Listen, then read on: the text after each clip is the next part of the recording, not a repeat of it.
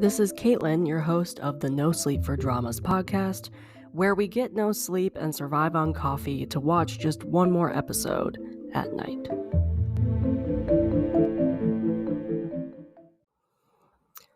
Hello, and welcome back to the No Sleep for Dramas podcast. Today, we are closing out another month. I cannot believe I just said that. Yes, this is the July 2024 wrap-up episode.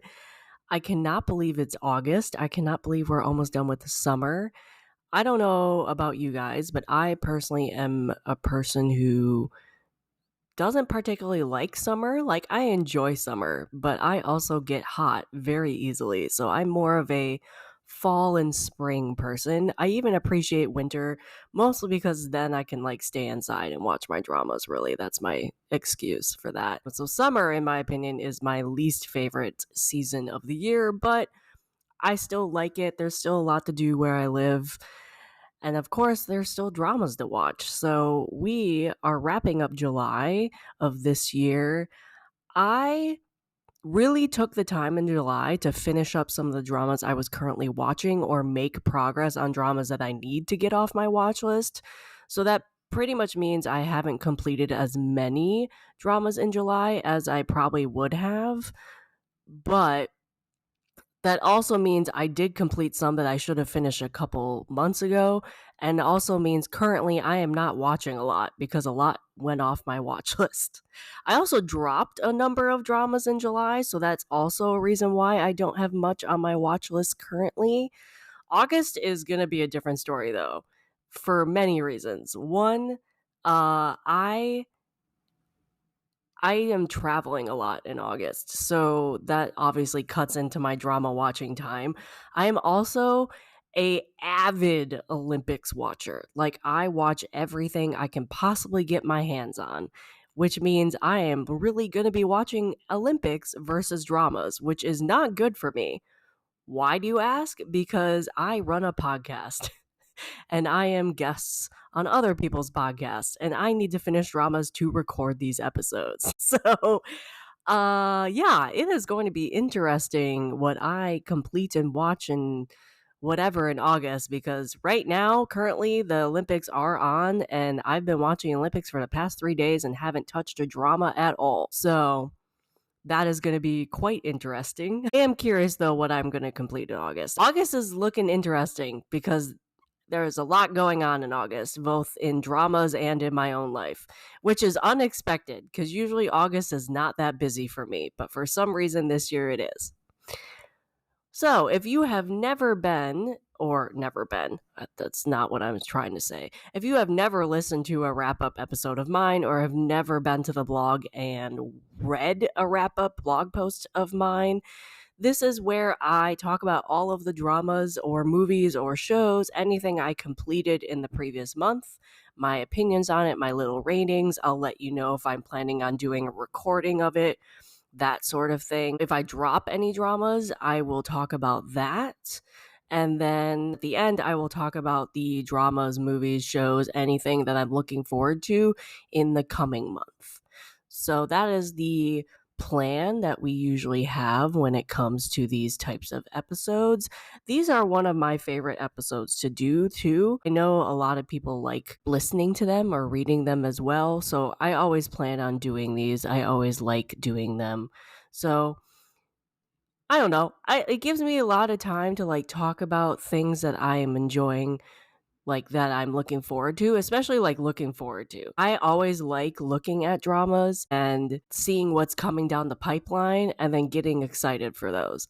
So that's always a fun thing for me. With my completed list of dramas that I completed in the last month, it gives you an idea of what was good, what I enjoyed, and maybe you would like to watch it too. So that's another reason why I do this. I do this for you, obviously. So that is the rundown of the wrap-up episode for July. So we're going to go right into what I completed into July. Again, I cannot believe we are already in August or about to turn into August.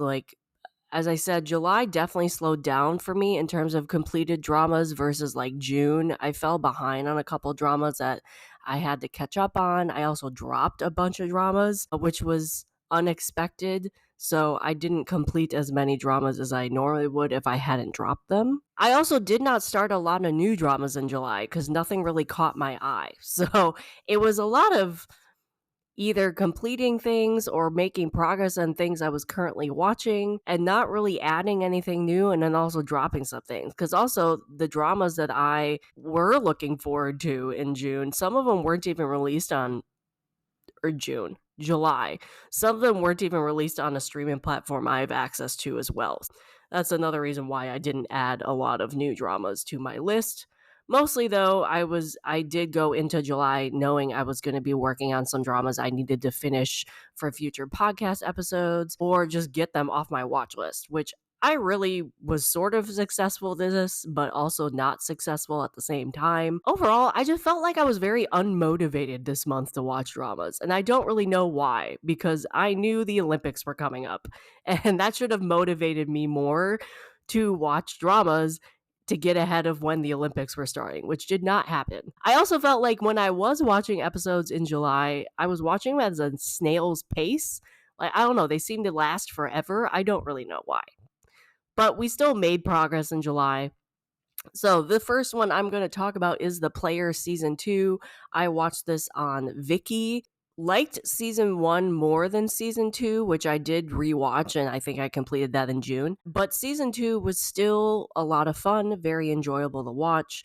I enjoyed revisiting the story and the characters. I'm really glad I rewatched Season 1, though. The production also clearly wants to do Season 3, which I'll watch. I thought it was fun.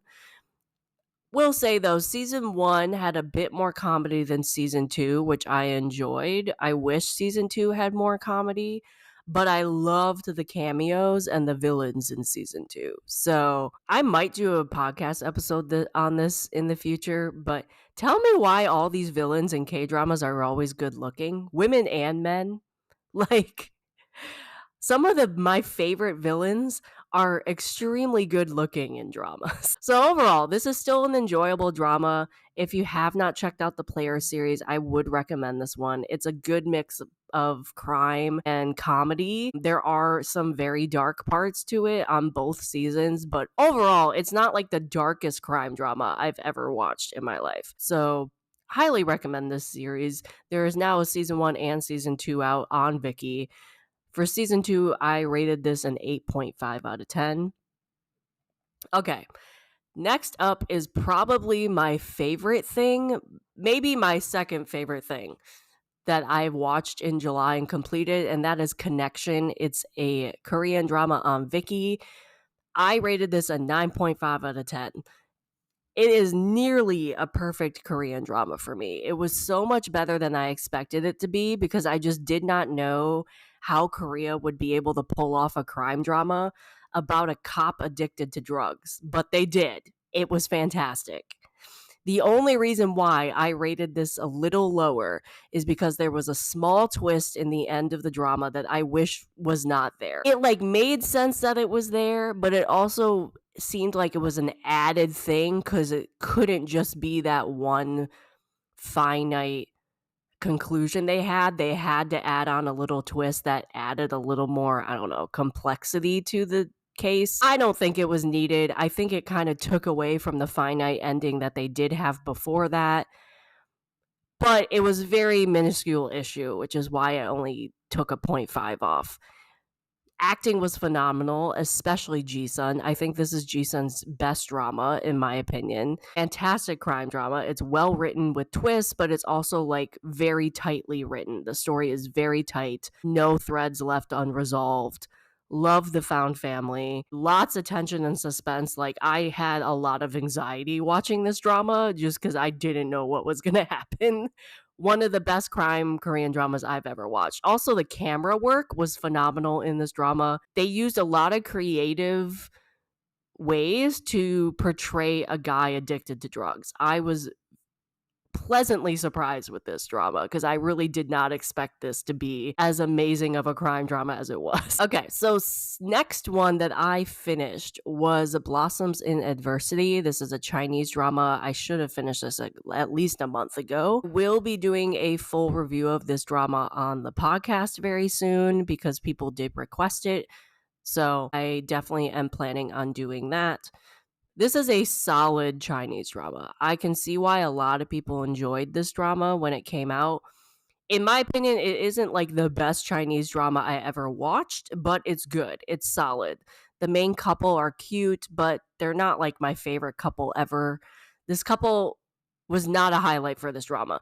I think how they wrote this drama, they wanted to highlight a couple, but that wasn't the main focal point. Like the couple and their romance was cute, a good like break from the other storylines in the drama, but I think how they wrote this drama, it was really like female centered, about her family, about the dynamics of the family, about their struggle from losing everything to gaining it back, and just their story. It was a women centered, woman forward story, and their story from beginning to end. And I loved that about this drama. I think that was a highlight. I think the writer pointed us in the part of the story to make sure that stood out to us, and that was the main focal point of the drama.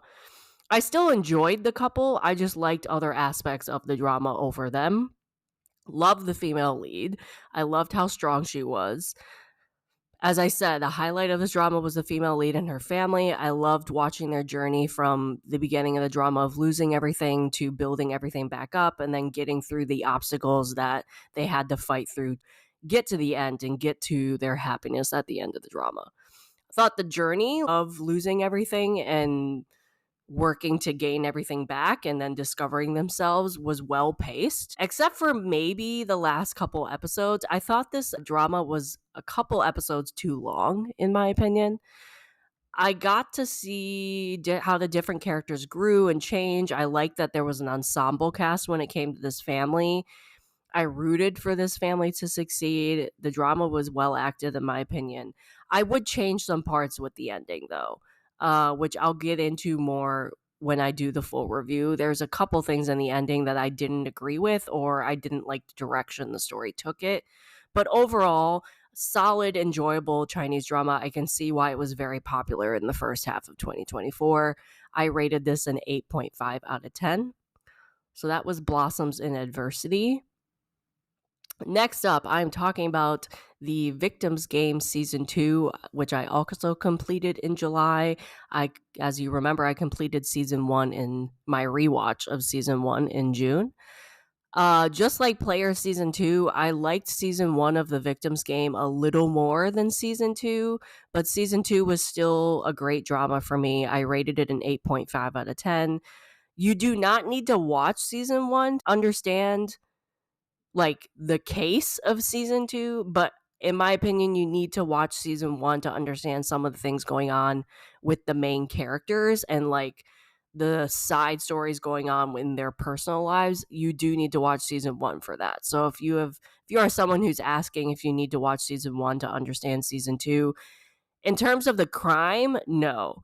In terms of everything else, yes. I highly recommend you watch Season 1 because you won't even get an idea of who these characters are if you don't watch Season 1. But if you're just there for the crime and the case, you can still watch Season 2 and be fine. You just won't understand a lot going on with the characters themselves. I thought the case and the story in Season 2 was engaging. I did like that. The acting was amazing, just as in Season 1.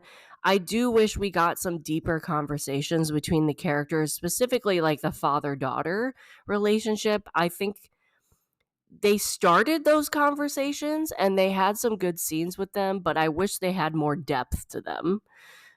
I also felt like some characters and actors were underutilized in this drama, both returning actors and new ones.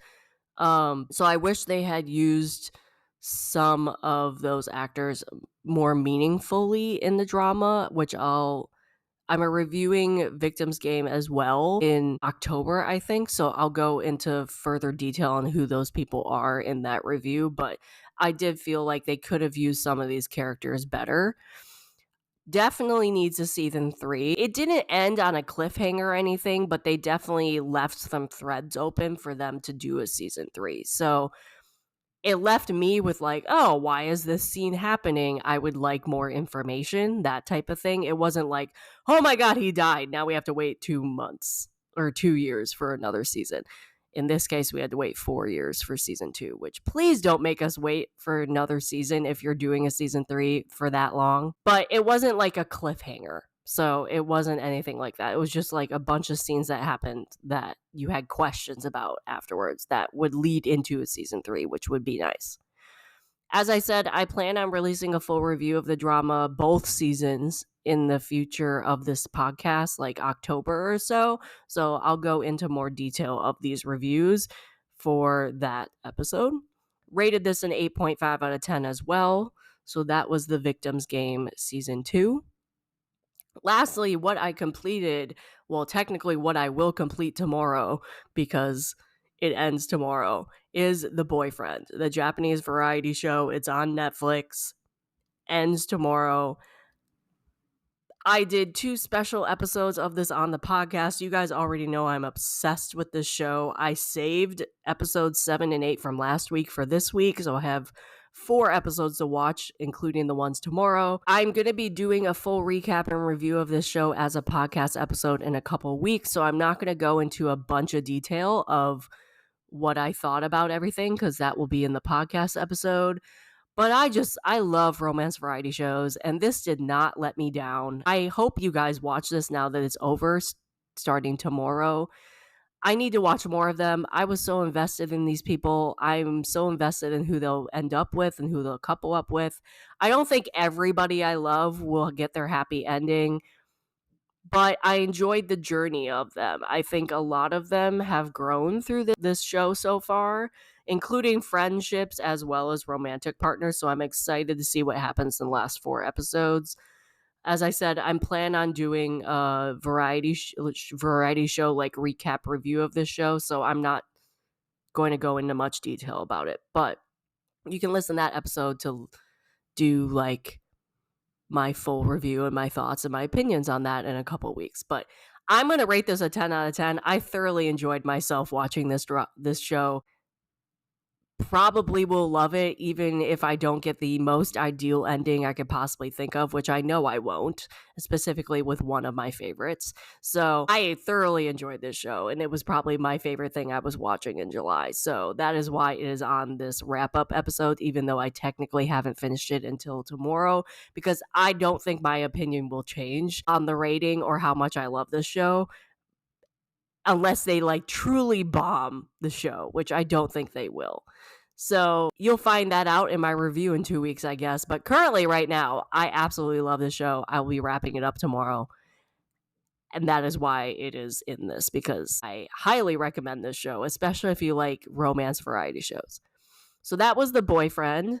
And that is everything that I completed in July so far. As you can see, it wasn't as much as June.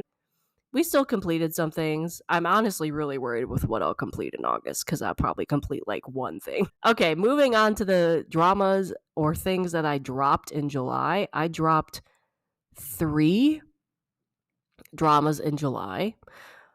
One is Red Swan. It's on Hulu. I tried to watch this. I thought it was going to be such a completely different Korean drama than I thought it would be. I was bored in episode 1. Episode 2 got better, but I still, for me, like the lead couple, their romance, the chemistry seemed really forced to me. There was like no buildup. It kind of just went in. And I just could not get past the chemistry of that, no matter how bombastic or makjang this drama was. I also am not the biggest fan on either one of the actors playing the leads, but I was willing to give them a shot because this sounded like a drama that would be right up my alley. But alas, I just was not enjoying myself. So after 2 episodes, I dropped it. I just didn't feel like I wanted to click play on episode 3. So that was the first thing I dropped. The other thing I dropped was The Long Ballad. It's a Chinese drama. I was watching it on Viki. I got about 10 episodes into this drama.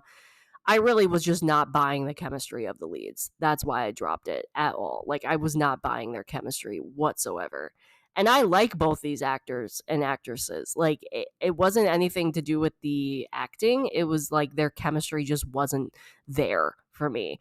And apparently, I heard on social media, because this is a couple years old, a lot of people had the same opinion that they didn't get the chemistry with The Long Ballad. So I dropped that after about 10 episodes. I just didn't feel like finishing it. And the last one, sadly, was The Auditors, which is also on Viki. I got 2 episodes into this as well. I did not like Lee Jung-ah's character at all in this drama. Like, I didn't mind his character was a puppy. Like, I didn't mind that. I did not like the fact that, like, if he was supposed to be an auditor and he was supposed to look at a situation and a crime case with a realistic lens. You don't have to be skeptical of everybody in your life, but you at least have to look at it in a realistic lens. You can't assume everybody is an angel and be stubborn to the point that you refuse to do your job and look into people who probably have done a crime. So I watched like episode 3, I think, and I was halfway through episode 4, and I just couldn't stand him. I was just like, maybe this was just me because I have a criminal justice background. Like, I would never, in a case, I would never just assume everybody was good because I don't know, they treated me well in 10 years. So what? If you have evidence that's pointing that these people are going to be doing a crime, you need to look into that. You can't just be like, no, we're not investigating this dude because I know he's a good guy. Like, I couldn't stand that. I needed him to get a reality check, and it wasn't happening fast enough for me. So I couldn't continue The Auditors, which is sad because I thought this cast was pretty good. Jingu's hair was amazing. It should have been a drama I liked, but I couldn't get past his character. So yeah, sadly I had to say bye to Jingu's hair. He looked fantastic in this. So those are the 3 dramas I dropped in July: Red Swan, The Long Ballad, and The Auditors. So I would have probably finished some of those in July if I hadn't dropped them. Okay, so moving on to what I'm excited for in August. We have quite a few dramas in August I'm excited for, which worries me because, as I said, I'm going to be watching the Olympics until like the 11th. So I am either going to be really behind on all of these dramas, or I don't know. I don't know what's going to happen because I have the Olympics. I have some travel plans both in the middle of August and the end of August. So it's going to be really interesting what I end up watching in August, let alone completing in August. I might just be doing like a bunch of movies or something. I don't know. But yeah, I'm excited for a ton of dramas in August. I hope I get access to them because right now I have 2 problems. As I said, I just don't have a bunch of time in August between the Olympics and traveling. So I have to decide if I'm just going to like take note of what I'm excited for and wait, or I'm just going to start all of them but fall extremely behind on all of them in August. I'm trying to finish some dramas, as I said, for podcast episodes. So those are taking priority over any of these as well, because I need to finish them within, I don't know, the first 2 weeks of August or so. The other thing is a lot of these dramas I'm excited for either don't have confirmed release dates and are just rumored for August, or they don't have confirmed streaming sites. So even if I put these dramas on my list to watch, I'm not 100% sure that will be able to watch them. So we'll have to see what happens. I'm definitely like going to add dramas and stuff, but I also need to make some work on some dramas I'm watching and get some off my watch list at the same time because I still am behind on some dramas due to the Olympics, really. So the first one I'm going to talk about is Perfect Family. It's a Korean drama. It's supposed to premiere on August 14th. I have no idea where this is streaming, though. This drama surprised me, though, because I don't know if I just didn't look into it enough, but I saw the first trailer and it was definitely not what I was expecting at all. I don't know, maybe it was because father who plays who's the father in this? Let me pull this up really quick. So, this is hilarious because I've seen the father in other dramas and it's not like he's a comedy. I mean, he is a comedy actor, but like I've seen him do other dramas before. So, the father in this is played by Kim Byung-chul, who you might know from Dr. Cha or Pegasus Market or Mr. Sunshine, right? Or like Goblin, for example. Like, I know this dude is not just a comedic actor, but for some reason, when I saw him in this cast, I assumed it was going to be a comedy.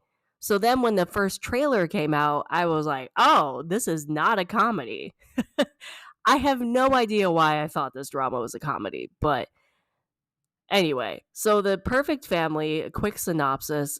According to MDL, this depicts the story of Sun Hee, who's played by Park Joo Hyun, and her family, who seem happy and perfect to anyone. But one day, she experiences the death of her friend Kyung Ho, who is played by Kim Young Dae. The tags on MDL are like thriller, drama, adoptive family, blended family. So it's going to be a thriller, pretty much. Cast in this is stacked. There's a lot of people I like in this cast. I'm excited for this drama because of the cast.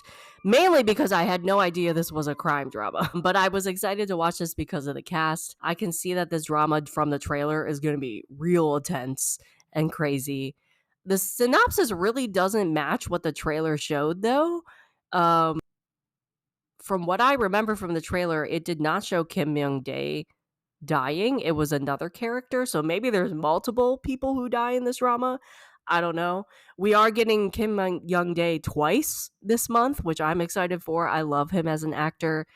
Completely different roles in this drama versus the other one that I'm excited for. So that'll be interesting. So I really hope we get access to this. It looks crazy. It looks creepy. It looks great. The next drama I'm excited for. So that was Perfect Family. The next drama I'm excited for is Blackout.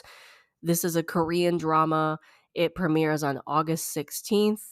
I'll read you the synopsis of that. So, this story revolves around two detectives who investigate mysterious incidents in a village.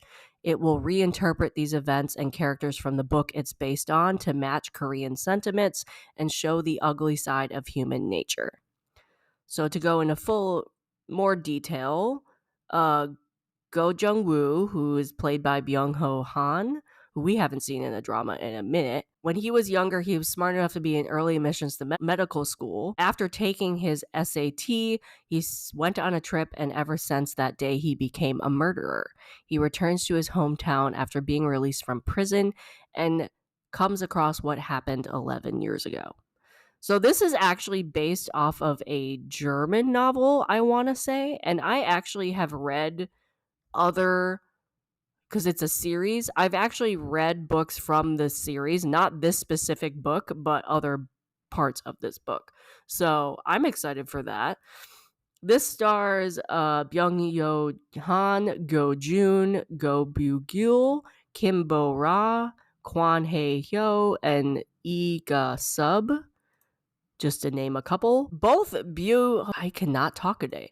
Both Byung-Yo Han and Go Jun have not done a drama in quite some time, so I'm excited to see them in a drama again. The fact that this is a crime drama and it takes place in a village, I signed up right away. Love when Korean dramas, especially crime dramas, takes place in a village. I don't know why, but I immediately sign up after those things are in the synopsis. So I hope I get access to this one. I don't know like what streaming site has it so far. Yeah, so I'm excited for this one. That's pretty much all I can say. There's not much, like, the trailers have come out. There's not much that is given away in the trailers, which is great. Like, I really like that this is kind of like an unpredictable crime drama. We know the cast is going to be great just with the two leads. So I really hope that we get access to this one as well. Another one that I am very much excited for is Pachinko. season 2. It's supposed to be coming out August 23rd on Apple TV. I am going to be there day one. Like this drama is probably the most like the one I'm most excited for in August. I've been looking forward to season 2 since I finished season 1. Season 1 was my like one of my top Korean dramas of 2022, which you can go on my blog and read that list. It is linked in my blog post for this episode. Season 1 was easily one of the best things I watched that year. So I have high expectations for season 2. I hope it does not disappoint. I hope my expectations are just not too high. I also still have not read the book, so I have no idea if this is still in the book, what's going on in the book. I have no idea where this is in terms of that. The trailer looks beautiful. The trailer also looks intense because it looks to be covering some major historical moments, i.e., like World War II, for example. The cast, just as in season 1, is stacked in season 2, so I'm not worried about the acting whatsoever. I'm praying this lives up to my expectations because I think I have very high expectations. And yeah, I'm assuming I'm gonna cry because I cried in season 1. I don't know. So, synopsis for season 2 begins in Osaka in 1945 when World War II broke out and tells the story of Sun Ja's struggle to protect her family, even making dangerous choices. Stories of Solomon, who start anew with nothing in 1989 Tokyo, and the elderly Sunja, who worries about her grandson, also intersect. So I'm really looking forward to the World War II part of this. I'm really looking forward to the Tokyo part of this. Like, I am just so excited for this drama and I cannot wait. I cannot wait. Okay, so the next one I'm going to talk about, so that was Pachinko season 2. The next one I'm going to talk about is The Frog. I had no idea what to expect from this. I remember oh, okay, this sounds interesting when I read the synopsis. And then the trailer came out, and I'm like, oh my God. It definitely was not what I was expecting. I knew this was going to be a crime drama. The synopsis said crime. I just did not expect it to look as intense as it looked in the trailer. Like, the trailer makes it seem like this drama goes from 0 to 100 real quick. Gomin Si, I know, I'm sorry if I'm mispronouncing any of these, but Gomin Si in this drama looks fantastic. Just I cannot wait to see her character in this drama. So, this is a synopsis from MDL. The Frog tells the story of two men, Sang Jun, who's running a hotel in a rural area during the summer of 2000, and Young Ha, who's running a pension alone in the forest during the summer of 2021. So, this is a thriller, mystery, psychological drama. It stars Kim Yoon Suk, who plays Young Ha, and Yoon Kae Sung, who plays Sung Jun.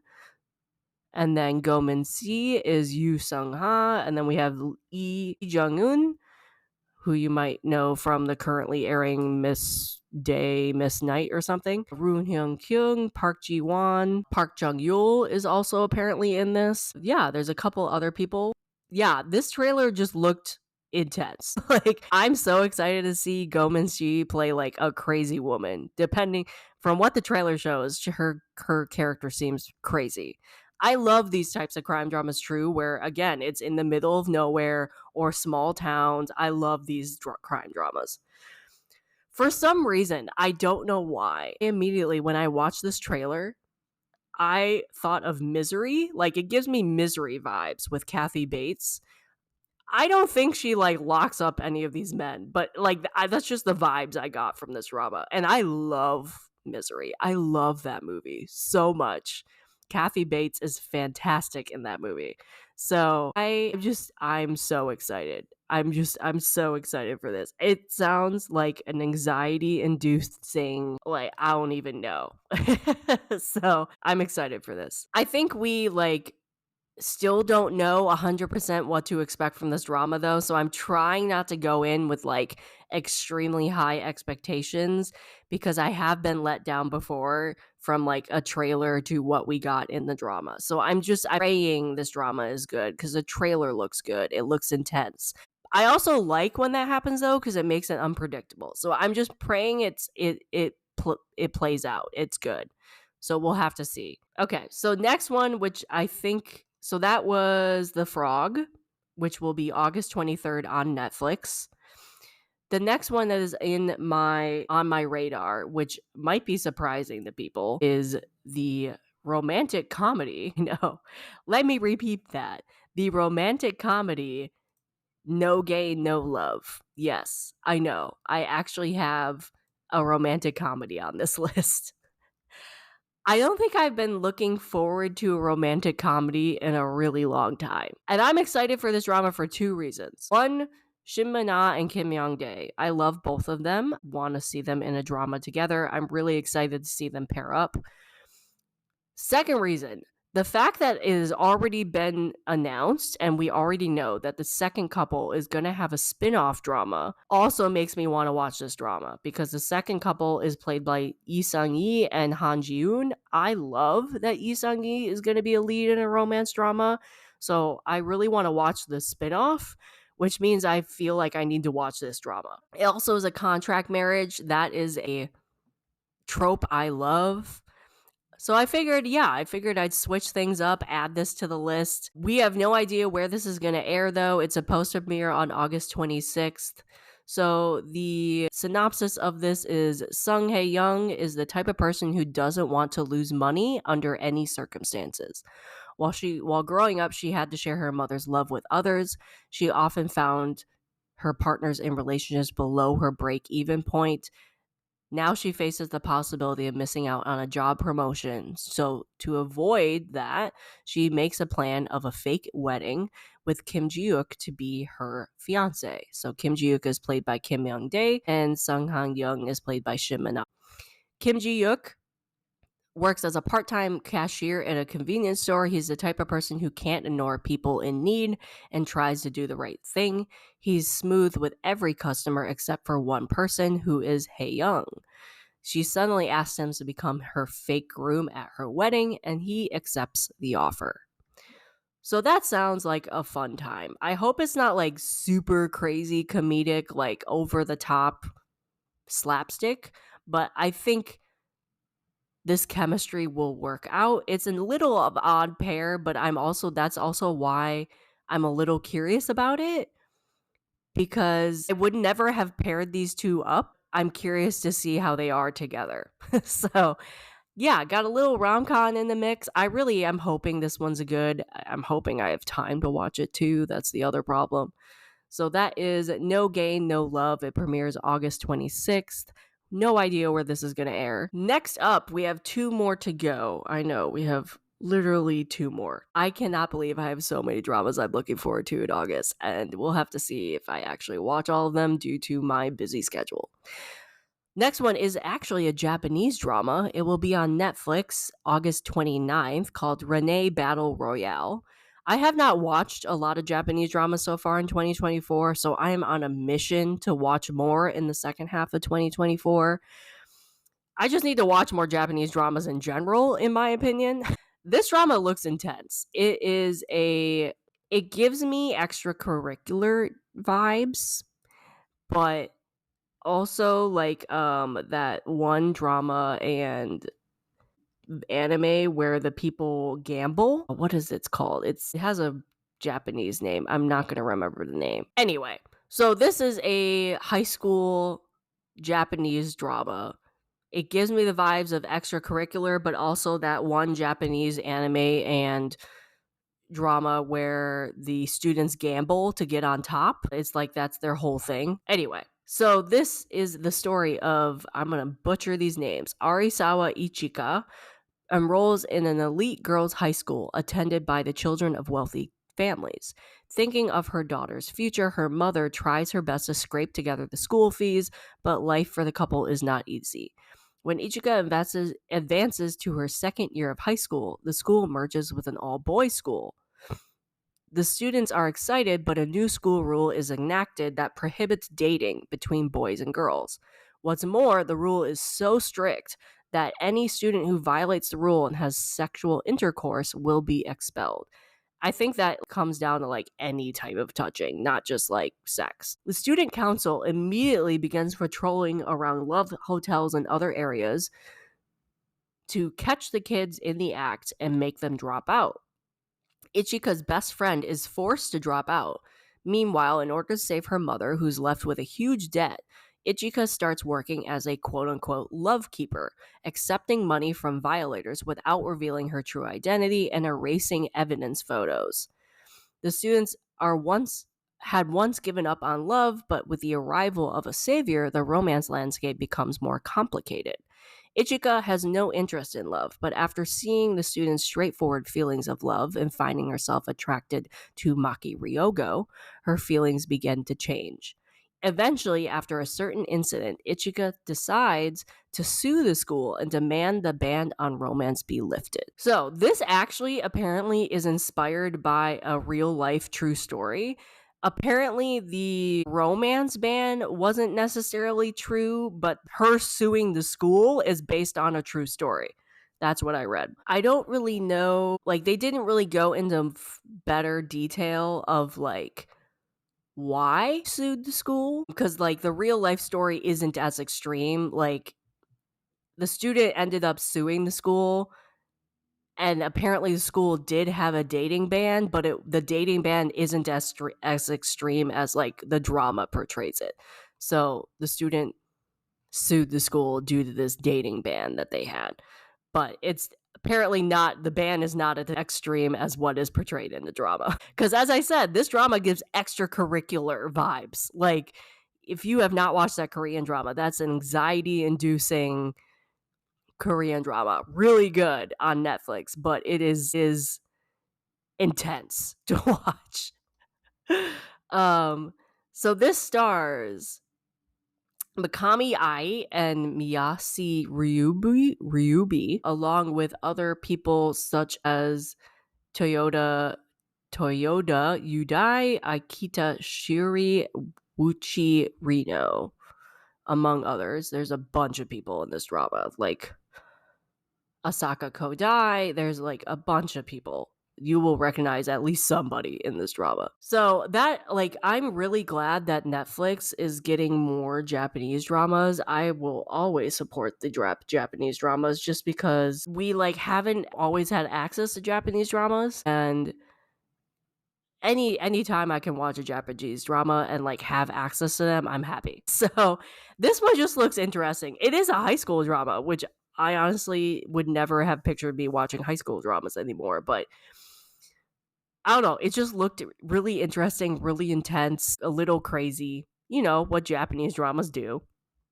So I'm looking forward to that, especially because Netflix is putting it out and they need more Japanese dramas on their platform.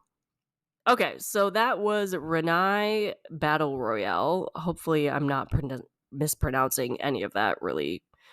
All right, so the next one and the last one, it is rumored for August 30th. It's not confirmed, and there's also no streaming site for it. So this might not actually happen in August, but it's rumored for August 30th, and that is Queen Wu. Again, I have no idea if we're actually getting this. It's just rumored for the end of August, so we'll have to see what happens. Like, they don't even have a trailer or an official poster out yet, but I'm gonna put this here anyway because I'm really excited for this cast. There are a lot of actors and actresses in this cast. A lot of them I've never seen in historical drama before. I also like, so the synopsis states, as soon as the death of, God, I'm gonna butcher this. As soon as the death of King Goku-chan is announced, a fierce battle between tribes will begin. There must be a new king on the throne within 24 hours. So begins the journey of the life of quote-unquote Wu, who became the first woman in history to become queen twice. I love that the synopsis says that.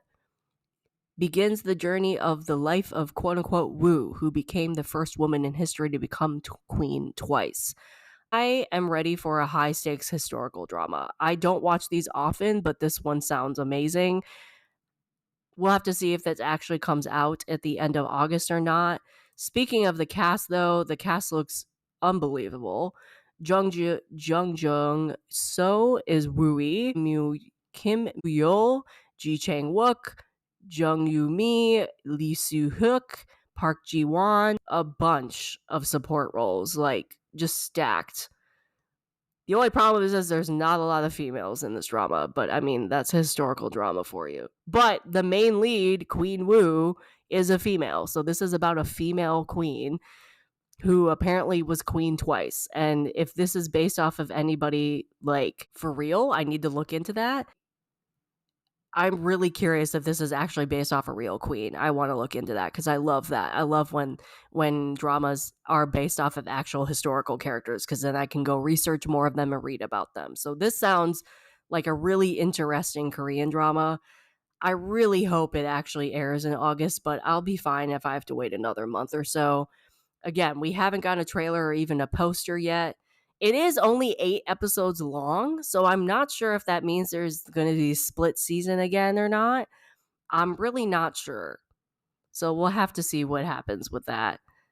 But yeah, historical sounds like a legit high stakes historical drama, and I'm really excited. So that is Queen Wu, and that ends all the dramas that I'm excited for in August. I don't know what's gonna happen in August. We'll just have to wait and see. Like, between the Olympics and my traveling and everything, August for some reason just became really busy. And usually that does not happen. Usually it's not like that. Also, a bunch of the dramas I am excited for don't have streaming sites, and some don't even have a confirmed date yet. So we'll have to see what happens with that. If I get everything I'm excited for, I'm going to be happy because there is a good mix of them and I am so excited for a lot of these dramas. But yeah, I'll have to figure out scheduling and stuff like that. There will be no breaks in podcast episodes though. I have everything planned out for August. So you do not have to worry about podcast episodes not showing up unless something drastic happens. I do plan on having podcast episodes out all of August. So you do not need to worry about that. That is the plan currently on July 29th. I'll let you know if anything like that changes, like something unexpected comes up. But for now, I have everything planned out. So you don't need to worry about me skipping weeks or anything. So I'm just praying August is a good drama month for me, even though I'm going to be really busy because I've been really underwhelmed, as I've said before. I've been really underwhelmed with dramas, specifically Korean dramas, in the past couple months because I've dropped a ton of stuff. So I just hope I get a good batch of Korean dramas. I'm enjoying the airing Korean dramas, but we'll have to see. So that is it. That is it for this episode. I hope that you heard something that you are looking forward to as well, or you heard something that I reviewed that you might want to watch now. I hope you like these wrap up episodes. But yeah, look forward in August for some review episodes in the podcast or some recap episodes. I'm doing a little mix up when it comes to August a little bit. I might not do a watch list episode in August because I might not be watching a ton of stuff. So we'll have to see. You might not be getting a watch list episode in August because I might be watching like 2 dramas and that's just not enough to do an episode. So we'll have to see what happens. But yeah, that is my wrap up episode for July. I hope you enjoyed this episode. Let me know what dramas you're looking forward to or what dramas you completed in July. Let me know if you plan on watching any of the dramas I completed in July. If you have anything you want me to cover or watch in my podcast and in my drama watching days, please let me know. Also, if you are a watcher of the Olympics, please DM me and tell me what you are watching. I love talking the Olympics. I'm obsessed with the Olympics. So if you are a watcher of the Olympics, DM me. Let me know what you're watching. What are your favorite sports to watch? I pretty much watch everything. I watch pretty much everything in the Olympics. I'm obsessed. So, yeah, that's another episode. Thank you for listening to the July 2024 wrap up. Bye. If you want to continue the conversations about dramas that were started in this episode, you can find me on Instagram, TikTok, and Twitter under the username No Sleep for Dramas. That is No Sleep, the number 4 dramas, just like in the title of the podcast. This podcast is also an expansion of my blog, so you can visit my blog at www.nosleep4dramas.com, the number 4dramas.com, and find multiple years of blog posts already available at your fingertips. All links are in the description of this episode.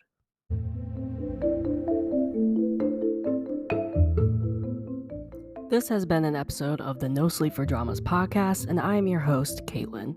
I will see you here next time, and I hope you get no sleep chasing the next episode just like me. Good night.